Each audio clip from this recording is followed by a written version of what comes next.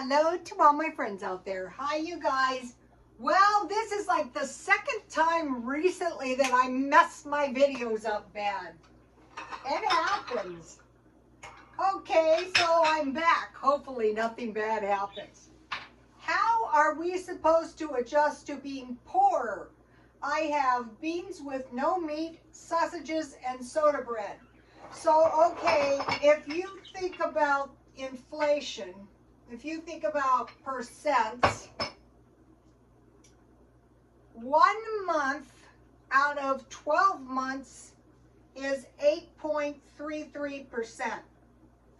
Inflation in the U.S. is 5%, ending in March. So at that rate, they're admitting to the inflation being 5%. So it's costing us $5 more out of 100. So we have $95 as opposed to 100. But it's probably closer to 15% or maybe more. So what we want to do is like reduce and control the expenses to make up for the inflation. Should be simple, right? Okay, I was talking to this guy today and he goes, I don't even know how I do it. Does that sound like $5 out of every 100? Okay, so here is some garbanzo beans I made. Let me show you. And so I'm not using any pork or any, meat of any sort. So I just want to add about a tablespoon of butter. It could be olive oil. It's just as good. Where's my knife? Okay, so this is actually quite a bit of soup. So I want to get a whole tablespoon in there. So this week I usually eat soup, like bean soup, any kind of soup in the middle of the night. And so I finished off, I had a pound of Great Northern beans. So I was at Aldi's today and I saw their Great Northern beans were 99 cents. So I said, okay, I'll take one. So in my kitchen cupboard, believe it or not, this is a pound. A pound of beans is around, depending on the beans, 12 to 16 portions. Okay, the garbanzo beans made a lot more soup than the Great Northern beans, and I used the same ingredients. And I bought these garbanzo beans because they were small. Because at the time I bought them, I was thinking about making a pasta salad, like with carrots and I usually put carrots, I put olives, I put cucumbers, any kind of mixed vegetables with pasta and Italian salad dressing. That's what I usually use them for, but I wanted to make beans tonight because a lot of people don't really like beans, but it could be their methods. This is some lentils. So say if these were only 10, we have 10, 20, 30 meals. So we're not going to be starving. And at some point, I bought these for 50% off. So just in my kitchen, and then I bought the beans. I have plenty of beans for a month or longer. So, okay, let me give you the recipe. All right. Oh, what did I do with that? You cannot lose the bean recipe in the middle of your bean video. Here we go. And I put the beans I made yesterday on my Instagram and my Twitter for you guys. Go through the beans, check for rocks, wash good. And then you know, strain them, and then cover the beans with water and soak all day. Then rinse good and cover with water. Add onion, garlic, and pepper. Cook the beans until almost done. Add more water because it's easy to burn beans. Then when they're almost done, add potatoes, carrots, dried chives. I mean anything you have. 1 vegetable bouillon cube, any kind or none. And then when you're done, 1 pat of butter. And I usually eat this kind of stuff with crackers. So here, I buy these when I get the chance. So, okay, so I'm going to have plenty of soup. So any kind of vegetables you have, or no vegetables, it can just be, here it is. It can just be, it can be mixed vegetables. When it's all done, you can add mixed vegetables. That's why I usually stockpile. If you want to make good pasta salad, cook your pasta, cook your mixed vegetables, and then if you have carrots or any fresh vegetables or olives, that's good.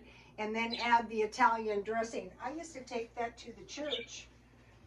All right, and here we have half a batch of soda bread. This is good for eating with tea. Uh-oh, I didn't like my...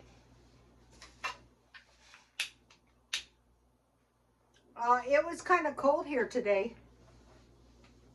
We had a little rainstorm last night. It wasn't enough to really, you know, water my garden, but, you know, it was a little... this is a half a batch. Okay, and I didn't take it out, and this is something I really need. Don't look at my refrigerator, please. All right, here, this is what I use for the buttermilk, but if you don't have this, you can just use 1 cup of milk and 2 tablespoons of vinegar or lemon. But if you don't have either of those, you can use coffee creamer and then curdle it. 1 cup warm water, 1/3 cup coffee creamer, or 1/2 cup, depending on how much you need. So let me give you this. So I was trying to find this bread that I used to go over to my customers' houses. I don't go to strange people's houses. I'd have a heart attack. But back in the day, we used to do it all the time. Okay, I made half a batch. Nothing crazy. It could be margarine. It could be oil. It could be milk. It could be, you know, anything for the... And then bake. I think you could use water. I don't see why not. I think it's better with milk. But what if you don't have any, okay? Okay, so let's see here.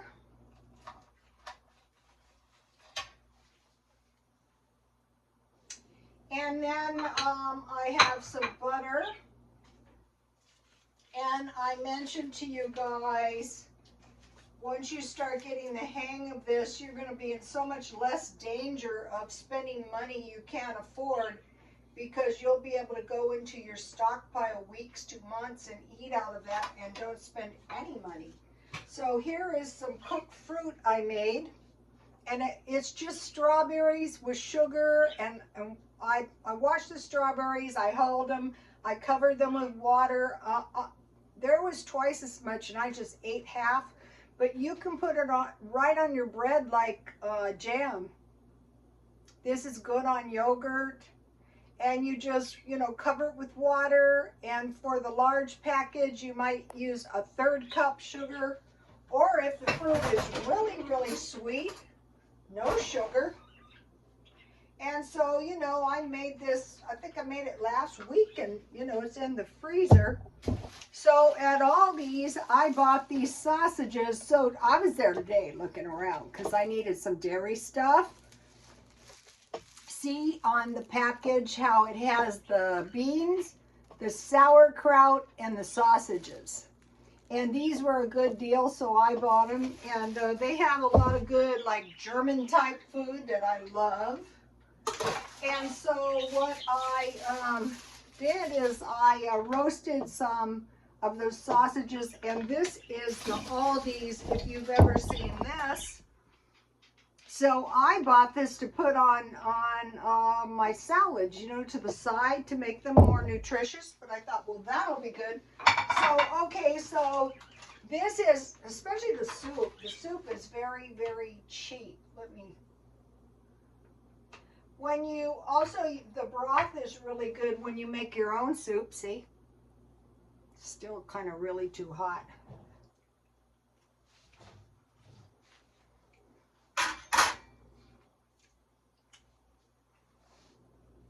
So, like if you've never been poor and we start getting poor, it's going to be nothing but bad. So you might be thinking of refried beans and rice, which is okay, but those are actually beans with potatoes. I also like beans with French fries. So speaking of beans, that's what I usually do. And it can be any kind of beans. Okay, so each day we're trying to control the expenses, and one of the best ways is to stockpile food. So today I went to Aldi's and I thought, let me see if I can find some good deals. And what I needed was dairy, so I got some large, now out here this is dirt cheap, cage-free large eggs for $2.59, and it had a pretty long expiration date. They weren't like expiring any day now. And their unsalted butter was $3.59 for 4 cubes. So you can't really buy, I make butter cheaper than that. Okay, let's see. I bought, 2 of these. And those were $3.50 each. So these are actually cheaper than eating hamburgers unless you get them free.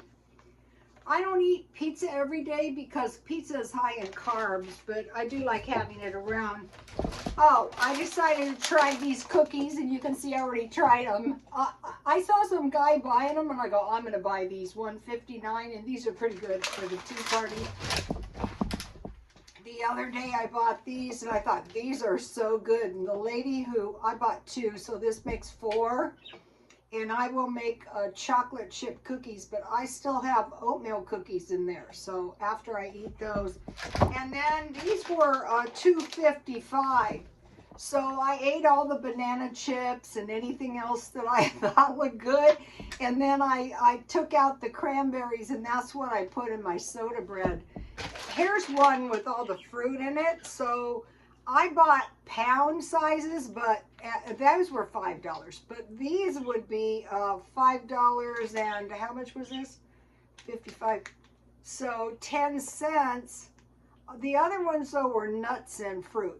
Well, so are these. But these, if you just want to buy enough for one batch of granola, that'd be a big batch of granola. So I find the Aldi's to be good deals. So all that stuff I bought, remember the dairy was $25.82. So that is going to easily get me through the month. Okay, so what I'm doing is I'm just eating, food I have around, but mostly I have low-cost food around. Okay, I cut the utilities from being gone all day, but when I'm home, like at night, I'm actually in one room at a time, and the rest of the house doesn't have any lights or anything on. So I'm just using one room. And if I need something, like I bought this sweater so cheap at the thrift store, try to find one at the thrift store or wait until they go on sale. And that way you're easily going to be able to cut your expenses by 15%. Okay, I think, I've been buying stuff at Aldi's, and so the Aldi's pizzas were $1.59, whereas the Walmart pizzas are a little over $4. So on a $5 item, cutting it 50 cents is 10%. So start thinking about that way and just shaving the expenses off, and then it's going to be you're going to be able to survive. Did I forget something back here? No.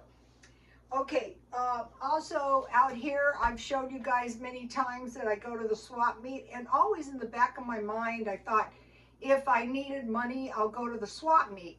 Well, now the swap meet is being closed because actually, if I owned the swap meet, I probably would have sold a long time ago.